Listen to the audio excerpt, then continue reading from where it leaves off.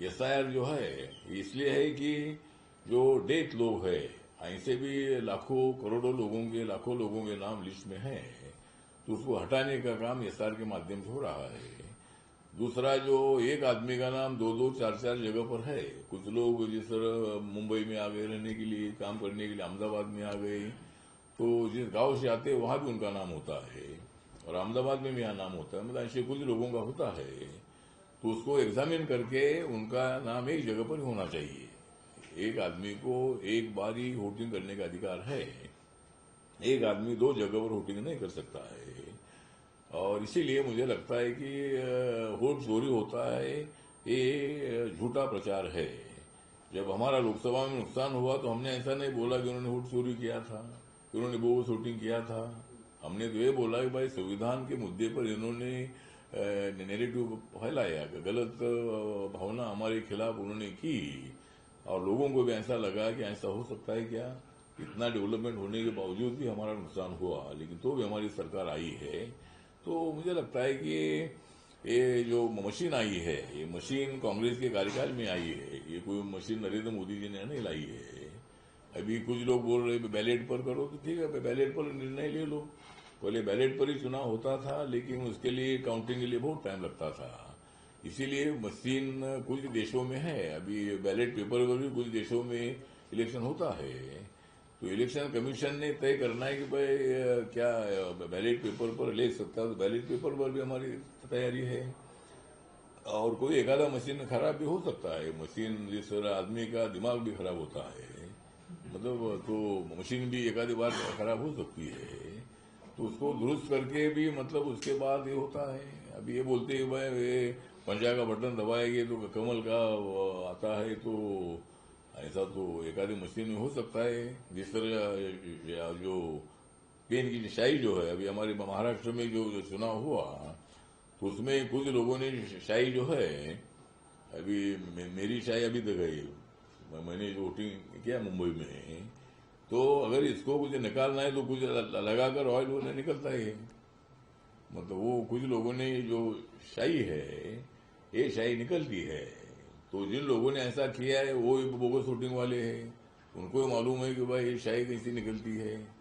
तो और आजकल बोगस वोटिंग का भी ऐसा है कि वह हर आदमी का फोटो होता है, जो वोटिंग के लिए आदमी जाता है उसके हाथ में उसका कार्ड होता है, उसमें उनका फोटो होता है, और वहां भी जो लिस्ट होती है वहां भी उनका फोटो होता है। कोई भी आदमी उधर आएगा तो अभी कोई कोरोना नहीं है, कोरोना के टाइम पर ये मास्क लगाकर जाकर बोगस वोटिंग कर सकते हैं, लेकिन अभी ऐसा तो नहीं हो सकता है। इसीलिए शाही निकल सकती है, शाही तो हमेशा थोड़ी रहती है, अगर कुछ लगाएगी तो शाही निकलती है। लेकिन अभी इलेक्शन कमीशन ने निर्णय लिया है कि अभी वो पेन का उपयोग नहीं करेगी, अभी अगले इलेक्शन में और कुछ करेगा, ऐसा उन्होंने बताया है। तो ठीक बात है, हमारा कहना है बोगस वोटिंग नहीं होना चाहिए। जो राहुल गांधी और अपोजिशन बोल रहा है कि भाई ऐसा नहीं होना चाहिए, और दूसरा ममता बनर्जी जो बोल रही है कि भाई वेस्ट बंगाल में बांग्लादेश के अनेक लोग वहां रहते हैं, और वेस्ट बंगाल और ईस्ट बंगाल पहले एक ही था, बंगाल पार्टीशन के पहले वहां उनकी भाषा एक ही है, बांग्ला भाषा ही है।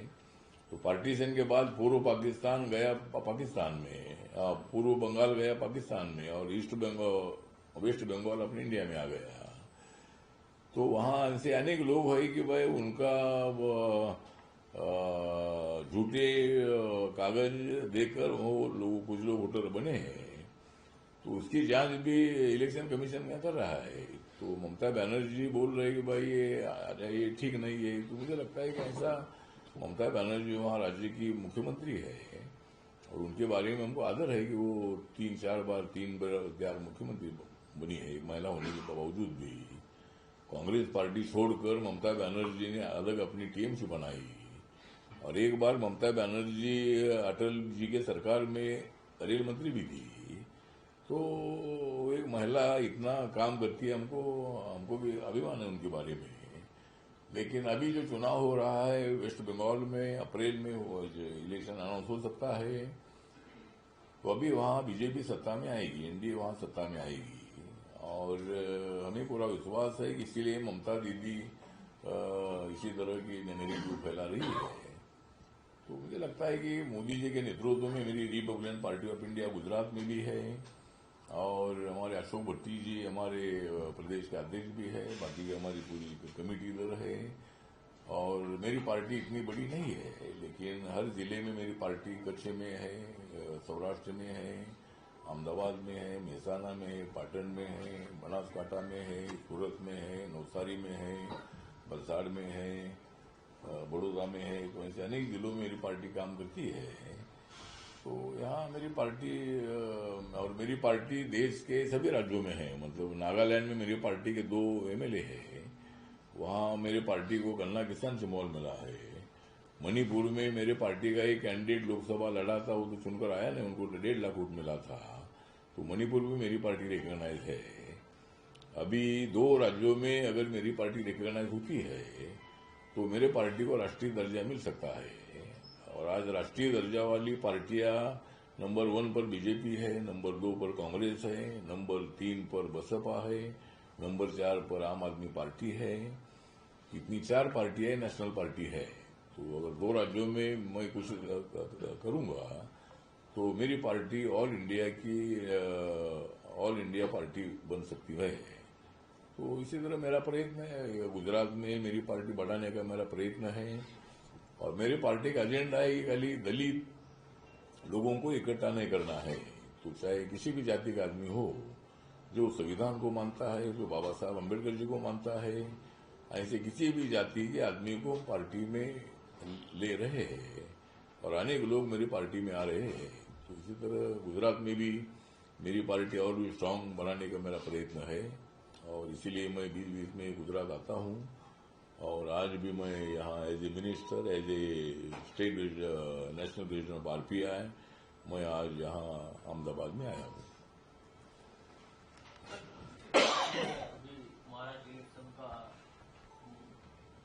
महाराष्ट्र इलेक्शन के बारे में बोला, ये बॉम्बे में एनडीए को क्लियर बहुमत मिला है।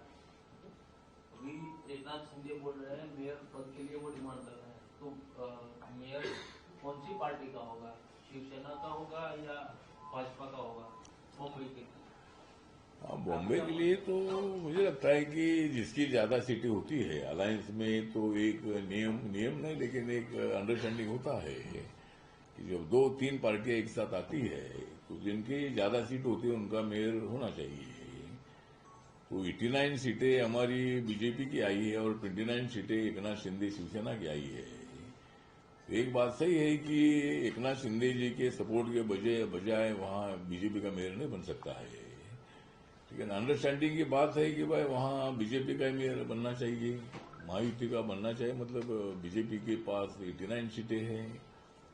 तो इसीलिए अभी देवेंद्र फडणवीस जी आउट ऑफ इंडिया है, तो आने के बाद हमारे में कोई विवाद होगा नहीं। शिवसेना भी शायद मांग कर रही है कि भाई हमको भी मेयरशिप मिलनी चाहिए। तो इसमें अभी देवेंद्र फडणवीस और एकनाथ शिंदे जी बैठकर उसमें फैसला करेंगे। लेकिन मुझे लगता है कि वैसा बीजेपी का ही मेयर होना चाहिए, ऐसा मेरा मानना है। आडवाणी साहब, आपने दलितों की बात की। गुजरात में दलितों की परिस्थिति पर आपका क्या विचार है? चूंकि यहाँ पर अब देखा जाए तो दलितों के खिलाफ बहुत सारे मामले, 2024 की हम बात करें तो 31 हत्याएं, 94 हमले हुए। यहाँ तक की परिस्थिति इतनी बिगड़ी कि कई गांवों के बाहर पुलिस को बैठाना पड़ा वहां की सुरक्षा और दलितों को सुरक्षा देने के लिए। एनसीआरबी के भी जो आंकड़े हैं वो बहुत अच्छे नहीं है। तो दलितों की परिस्थिति गुजरात में जो है उस पर आप क्या कहें? ऐसा है कि दलितों में काफी बाबा साहब अम्बेडकर जी ने संविधान के माध्यम से रिजर्वेशन दिया और दलितों में शिक्षा का परसेंटेज बहुत बढ़ता जा रहा है। दलितों को ये लगता है कि बाबा साहब के संविधान ने हमको हमारा हक दिया है, हमारा अधिकार दिया है। तो दलित लोग बहुत बड़े एक्टिव बन गए हैं। और कोई भी अगर कोई अत्याचार होता है तो पुलिस थाने में जाते हैं। पहला जमाना ये था कि लोग पुलिस थाने में नहीं जाते थे, उसके आंकड़े कम होते थे। अभी कुछ जगह पर अत्याचार होते हैं, लेकिन उस अत्याचार का कारण ये होता है कि आज भी गांव में अपने को कुछ कास्टिज्म नजर आता है। और गांव के अनेक लोग दलितों का सपोर्ट भी करते हैं, लेकिन कुछ लोग दलितों के मजबूरी का फायदा उठाते हैं और उनको दलित, अगर बहुत सारे दलित इंटरकास्ट मैरिज अभी इतने हर साल 2.5-3 लाख इंटरकास्ट मैरिज हो रहे हैं। तो आजकल बच्चे शिक्षा में एक साथ आते हैं और लड़का लड़की एक साथ आते, उनकी दोस्ती होती है, उनकी शादी करते हैं, तो उनके माँ बाप को और उनके समाज को अच्छा नहीं लगता है। लेकिन अभी दो बच्चे, जो दो लड़का लड़कियां होते हैं, अपने जिंदगी का विचार करके एक साथ आते हैं, तो एक सोशल इक्वालिटी के लिए इंटरकास्ट मैरिज बहुत बड़ा जरूरी है। तो आपने जो पूछा है कि खाली पूरे देश भर में आज भी अत्याचार होते हैं, गुजरात में भी अत्याचार होते हैं, तो नहीं होना चाहिए। उसके लिए सभी पार्टियों ने पहल करने की आवश्यकता है, सभी जो एनजीओज है उन्होंने ध्यान देने की आवश्यकता है और दलितों पर अत्याचार नहीं होना चाहिए। इसके लिए सरकार ने भी प्रयत्न करना ही है। जो सरकार की तरफ से तो जो अत्याचार करते हैं उनको पकड़कर उनको सजा देने का काम होते रहता है, लेकिन अत्याचार ना हो उसके लिए गांव-गांव के लोगों ने तय करना है कि भाई हमारा गांव सबका गांव है, यहाँ रहने वाले सब लोग भारत के नागरिक हैं और किसी ने किसी पर अन्याय नहीं करना चाहिए। तो ऐसा गांव-गांव में अगर माहौल तैयार होता है तो मुझे लगता है कि गांव में दलित पर अत्याचार होगा नहीं। तो आज अत्याचार हो रही बात सही है, हर राज्य में, महाराष्ट्र में भी अत्याचार होते हैं, हर राज्य में अत्याचार होते हैं। तो अत्याचार ना हो उसके लिए सरकार की भी कोशिश, हमारा मंत्रालय भी प्रयत्न करता है कि हर जगह पर कुछ गांव-गांव में दक्षता समिति होती है और गांव अपना शांत रहना चाहिए, कोई विषय पर विवाद ना होना चाहिए। उसके लिए हमारा प्रयत्न है कि अत्याचार दलितों पर हो रहे हैं ये अच्छी बात नहीं है, वो नहीं होना चाहिए। इसके लिए सरकार का प्रयत्न होता है, लेकिन सभी पार्टियों के तरफ से भी वो प्रयत्न होना चाहिए, ऐसा मुझे लगता है। सर, आपके साथ साथ अरविंद केजरीवाल भी गुजरात प्रवास पर है, गुजरात दौरे पर है। इस बीच कल पंजाब के मुख्यमंत्री भगवंत मान ने अमित शाह के घर पर मुलाकात की है। इस मुलाकात को किस तरह से देख रहे हैं, जबकि अरविंद केजरीवाल अभी गुजरात दौरे पर है? नहीं, किसको मिले? अमित शाह साहब को मिले, भगवंत मान। पंजाब के सीएम जो है, पंजाब के सीएम भगवत मान। अच्छा, भगवंत मान हमारे अच्छे मित्र हैं, हमारे साथ लोकसभा में मेंबर भी थे और पंजाब में आम आदमी पार्टी को सत्ता मिली है, लेकिन उनकी दिल्ली की सत्ता चली गई है और वो अमित शाह जी को मिले, मतलब एज ए चीफ मिनिस्टर वो प्रधानमंत्री को मिल सकते हैं, अमित शाह जी को मिल सकते हैं। तो कोई होम डिपार्टमेंट के विषय पर शायद वो मिले होगा, उसमें कोई पॉलिटिकल विषय नहीं होगा। आम आदमी पार्टी की पंजाब में अभी सरकार है, लेकिन अगली बार वहां सरकार उनकी आएगी नहीं।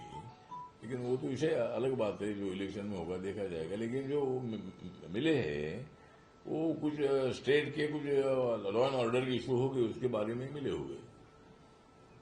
गुजरात में क्या अलग से चुनाव लड़ेंगे? आपने अभी स्टेटमेंट में कहा कि आपकी पार्टी यहाँ आ रही है, तो क्या अलग से आप यहाँ चुनाव लड़ने के प्रयत्न में है 27 में? आज चुनाव के लिए तो ऐसा है कि चुनाव